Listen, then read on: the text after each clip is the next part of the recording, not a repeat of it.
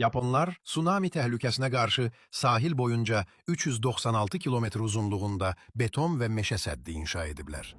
2011-ci ildə tsunami Yaponiyada 20 minə yaxın insanın ölümünə səbəb olmuşdu. Bundan sonra Yaponiya növbəti tsunami təhlükəsinə qarşı hazırlaşmaq üçün 396 kilometr uzunluğunda beton və təbii meşə səddi yaratdı. Təxminən 12 milyard dollar xərclədikləri bu səddin maksimal hündürlüyü 15,5 metrdir. Betonun yerin altında qalan hissəsinin uzunluğu 25 metrdir. Beton səddin arxasında isə 9 milyon ağac əkərək təbii yaşıl sədd yaradıblar. Əsas sual, Yapon səddi insanları növbəti tsunamidən qoruya biləcəkmi? Dalğalar gözləniləndən daha hündür olarsa, Yapon səddi mübarizəni uduzacaq. Amma səddin məqsədi fərqlidir.